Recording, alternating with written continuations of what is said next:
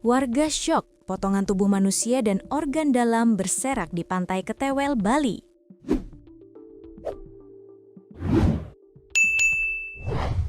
Warga syok saat mendapati potongan tubuh manusia beserta organ dalamnya berserak di kawasan pesisir Desa Ketewel, Sukawati, Gianyar, Bali, tepatnya di muara Sungai Wosteben, wilayah Banjarkeden, Desa Ketewel. Hal ini terungkap setelah perbekal Ketewel, Putu Gede Kusuma Negara bersama Kepala Dusun Pabean, Made Pranca, melakukan pengecekan rutin terhadap kondisi jogging track dan area pantai di sepanjang Pura Dalam Ketewel pada Kamis, 26 Februari 2026. Namun, langkah mereka terhenti saat melihat sebuah benda mencurigakan mengambang dan akhirnya terdampar di bibir muara sungai. Setelah didekati, betapa terkejutnya mereka menemukan bahwa benda tersebut adalah potongan kepala manusia yang sudah terpisah dari tubuhnya. Kejadian ini kemudian dilaporkan ke polisi. Pihak kepolisian langsung bergerak cepat menuju lokasi setelah menerima laporan dari perangkat desa setempat.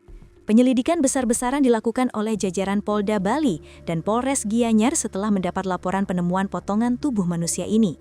Penemuan awal berupa potongan kepala yang terdampar di pinggir pantai. Selanjutnya dilakukan penyisiran oleh tim gabungan.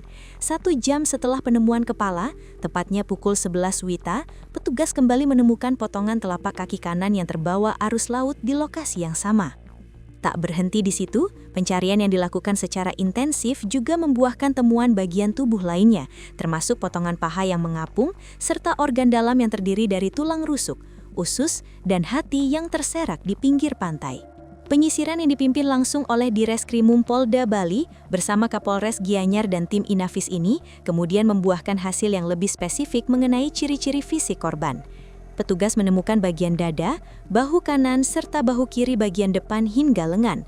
Pada bagian kulit yang masih tersisa, polisi menemukan petunjuk untuk mengidentifikasi identitas korban, yakni 2 buah tato.